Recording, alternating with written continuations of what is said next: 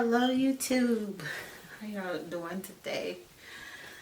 Oh yeah, I apologize for the delay because I'm 37 weeks and I have 3 more weeks left. So I'm getting slower and slower and slower. But I'm determined to keep these videos going. So let me go ahead and jump into it. I'm gonna try to make this one a little short one. Let's see. Baby Center. It's a little app that I use. So, I am 37 weeks and 1 day pregnant. So I have 20 days left according to my due date. The baby is about 19 1/4 inches and the baby weighs about 6 pounds. And as you can see, I am huge. What's going on with my body? So Braxton Hicks contractions may be coming more frequently and now may last longer and be more uncomfortable. Yes. I wake up in the morning and I have these strong cramps that, oh my gosh. Vaginal discharge or spotting. It says you may notice an increase in vaginal discharge. You may see some bloody show, mucus tinged with a tiny amount of blood in the toilet or in your undies. Labor is probably a few days away or less. If you have heavier spotting or bleeding, call your doctor or midwife immediately. No blood, thank God, but a lot of vaginal discharge. A lot of vaginal. One morning I woke up and it was just so bad. When I was fixing breakfast for the kids and I felt like I had just peed on myself and I was like, what the heck? I called my doula and I thought maybe my water was fit to break, but no. It's just a lot of discharge. So my body is working up to have the baby. Lots of kicking. Keep monitoring your baby's movements and let the healthcare provider know immediately if you notice a decrease. Though your baby's quarters are getting cozy, he should still be as active as before. He is very, very active. I've been checking a lot more now. He is head down. He's in position and he is ready. So I'm grateful for that. I'm so grateful.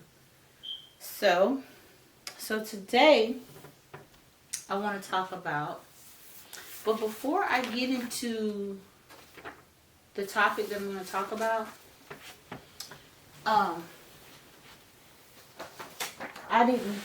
was intending to discuss this on all the material that I had. I showed you all my things. So I'm going to take the camera over here and I'm going to show you guys my setup and then I'm going to talk about this. So we're going to move over here and I want to show you guys my setup. So as you can see, I am ready. I moved the kids' table out the way. And this time with my birth, I don't want everybody, everybody had to run upstairs. I had my stuff down here, but it wasn't prepared like this. I want it to be on hand, ready, so we won't have to be running up the steps. I can just stay down here. Only thing I'm missing is I gotta get some towels and some washcloths. And there go my birthing ball right there. I may want to, give birth on it. But everything is good to go. We got everything out at reach. That's what I wanted. And down below, this is the stuff. Down here is the pads. Like they was placing pads under me when I was giving birth. The baby diapers. This is stuff I'm going to use at the end after the baby comes, the baby scale. I'm good. I am really ready to go. I'm going to try to keep that first gown near me because I plan on the gown under the bottom is the one I plan to give birth in. And the gown at the top is the one I'm going to change in after I have the baby. And then that's the robe. And then that's the baby little onesie and stuff like that.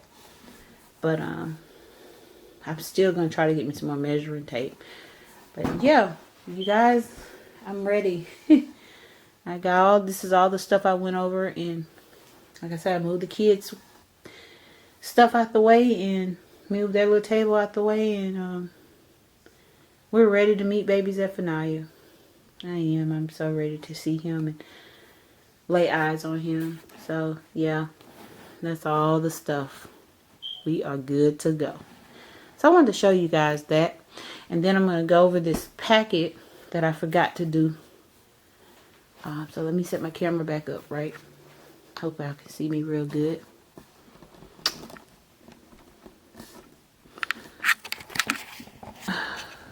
Bear with me, y'all. I'm doing it by myself. Everybody sleep. But yeah, that's I'm good. I'm already packed up. I'm ready to go. But I forgot to go over this. This is the Homebirth information packet. So after you done gave birth to your baby, even if you give stillbirth to a baby at home, I'm in the state of Alabama, so I don't know how everything works in other states, but this is how it works in Alabama. You have the legal right in any state to give birth at home unassisted. It's nothing illegal about that in any, but I know things work different from state to state. And with Alabama, this is the home birth information packet, and it's a request to establish a birth certificate for a home birth that occurred less than 5 years ago. So I like to, I ain't gonna wait no 5 years. I like to go ahead and get mine done. So I typed this out, and it just basically that's the instructions. To prove the pregnancy of the mother, you have to provide the name, address, and daytime phone number of a medical doctor unrelated to you or your family who treated or performed lab work on the mother while she was pregnant. Provide notarized statement from the mother or mother's employer unrelated to your family. Indicates the mother was granted maternity leave and the dates from which maternity leave was granted. The statement must be company letterhead and signed by the personnel director. And then, if the baby was stillborn, it said to prove the infant was born alive, and if the child has been taken to the health department for any shots, stuff like that. To prove that it occurred in Alabama, you provide a legal copy of the state issued a photo identification card and one of the following. So these are like the instructions, and it can tell you how much it costs to get it mailed out, and then that's the mailing when you mail it. This stuff have to be filled out right. Now I understand when the hospital come in and say, look, once you put it on paper, you can't change it. So make sure you're spelling the names right. So this stuff had to be filled out right, because this is going to be on the birth certificate and the Social Security card. So some of the stuff they want to know is, here in Alabama, I think it's the law that after you have a baby at home, you have to take them to a pediatrician. And that's what I did with Zariah. You have to take them to a pediatrician. I know also they're going to want a bill. They're going to want a bill with the dates of the time period that child was born. So I used my water bill. That's to prove where you lived at and what happened during the time, during the time of the birth or whatever. So, yes, they're gonna want a bill of, the birth of the baby and stuff like that. So you got the mother's physical address, all that stuff, and then they want to know your education, your race, where was the baby born, pre-pregnancy, all this, you know, stuff they want to know. Daytime phone number, the father's information. Same thing with him. That's why when you have a baby, you keep track of the time. Because they want to know what time the baby was born. Was it twins? Obstetric estimate of gestation delivery. Date. Who attended the birth. All this. This is just everything. Giving you a little idea of what you have to go through to get a birth certificate and Social Security card. So, just wanted to share that with you guys. I forgot to share it when I was. So, this completes my home birth kit. So now I'm going to talk about. Let me sit back. Now I'm going to talk about week 37. I'm going to talk about transverse lie and breech babies, how to naturally turn them. So, let me check my camera, see I have enough time. Let me see how much time I got. Oh, not bad at all. I'm going to try to make this quick. Oh, crap. My phone fell down there. Ugh. Anyway, I'm going to talk about transverse lie and breech babies, how to naturally turn them. So, let me start by with this. We have been trained that, since I've been having babies, that a breech baby from the medical field perspective is very dangerous. And we have not been taught outside of the medical field that they can be naturally turned. You can go to a chiropractor and get your baby turned. There is plenty of ways on YouTube that teaches you how to turn a breech baby. But we have been programmed to believe that a breech baby need to be born in the hospital, or once we see the baby's breeched, some doctors may tell you, hey, you need a C-section. I've had a breech baby before. Zipporah, my second child, she was head up, feet down, and when I had her, I went in the hospital early to get her turned, but the doctor advised me go ahead and have her. So I had her 2 weeks early. And if I would have known what I know now, I would have done things different. So she's the only baby that was head up. So with this baby, when I went to a doctor's appointment,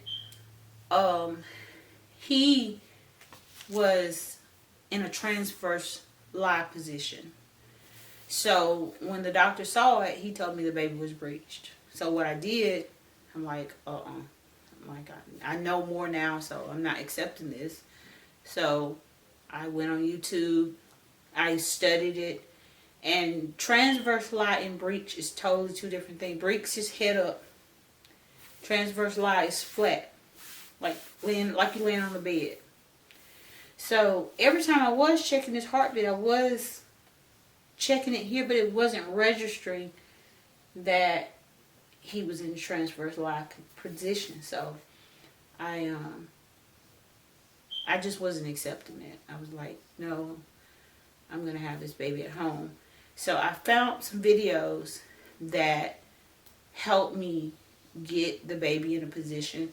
You know, one of the positions, I don't feel like doing it, but I'm just trying my best to explain to you, or maybe I'm gonna have to do it so you can understand how I got my baby in the position. So what I did, this is one of the techniques I did. You get on your knees and you're gonna put your arms down like this, and you're gonna breathe.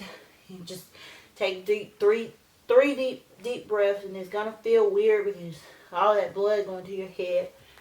But you stay in that position for a little while. And, whew, see, that's why I told you I don't like doing it. And you stay in that position for a little bit. And it may not flip right off with the video that I watched. Baby didn't flip right off, but later on they kept trying and the baby flipped. And then there's some positions where you can lay on the floor, turn sideways, get the baby to turn. Like you're going to lay on one side for 3 minutes. And then you can lay on another side for 3 minutes. And put some pillows under you. And it'll help, especially if your baby's in, this is for transverse lock. So I did that. And it didn't quite turn yet. And I also, what I did, when I was laying in the bed, I would find, this is what I did. I would find where the baby was, if the heart was right here. So I would take my belly and sort of just push him around. Just sort of kept pushing on my stomach to get him to move down. I did that as well. I would find out where his heartbeat was and try to get him to move in a downward position. And also, I kept looking because he didn't turn right off. So I kept trying. So I found another position where, another method where you take a flashlight and you put it down here where you want the baby at. Because as she was explaining, the baby will follow the light. And I did that one, y'all. And let me tell you, I felt him turn. I'm like, my hips and stuff right up in here was hurting so bad. He followed that light. And he's been head down ever since. So every time I check him now, his heartbeat is right here. So he's in position now. So that was very unusual, but it worked. It worked. So it's all about, don't let nobody influence you or persuade you to do something out of fear. You know, if they telling you to go this way, you go find the solution as the mom, and you know what you want, and go find the solution to the problem. Because, I mean, his heart rate is still good, and it worked. It worked. So that's basically what I want to talk about. You know, my topic for tonight is, you know, don't do your research. Being a breech baby is not a bad thing. It's scary because I didn't want to give birth. I didn't want to give birth to no breech baby. I've seen on Facebook where a woman gave birth at home. The feet came out first and it was so scary. And she did it though. She did it, and the dad was sitting there like, he was just like, oh my gosh, what did we just do? He was shell shocked. And after it was over with, the mom was just crying like, oh my gosh, we did it. He didn't cry right off, but she did it. She did it. I can't say, I don't know. I know if God put me in that position and he's telling me to stay home and still give birth, I would do it. But me of myself, I don't know. I don't know if I could do that. But it's so good to research and learn about birth and your body, your baby. And I'm just so grateful that he's in position and he's ready. We literally have 3 more weeks, and this is gonna be popping. And I had a meeting with my doula today, and she asked me, she said, how you feeling? I said, I feel good. She said, are you nervous? I'm not. I think I'm not nervous is because I've done it before, and I got a little more confidence, and I'm learning more even about this baby being transverse. I think I'm learning more to just trust God overall and just do it. So no, I'm not, even when the 17th comes, that's going to be one of my topics, is that, and I'm going to do that during week 40. I'm going to talk about dismissing due dates, and that's when your patience is really tried. So I'm calm, cool, and collective. I'm good. I'm just doing a lot of praying, doing a lot of, anticipating to see this baby boy. And I'm excited, and I am, you know what? Let me see. I think I can talk about that in one of my other videos. But I will say this: I'm 2 centimeters dilated, and I did my cervical checks at home. So I may talk about that in one of the other videos about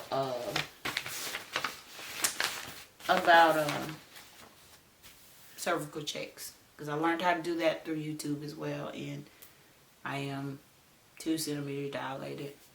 So, but it can change in any moment, so that's why I'm just prepared and ready. But okay, guys. Oh, excuse me. Okay, guys. This is the video. And I just be patient with yourself. I'm gonna put a little scripture up about patience. So it's just patiently waiting, trusting God when the baby's gonna come. But anyway, you guys, thank you for the likes. I got 99 subscribers, so I'm so glad that more people are subscribing. And thank you for your support and watching the videos. God bless y'all. I'll be back at 38 weeks. God bless you, mamas. Y'all take care. I gotta get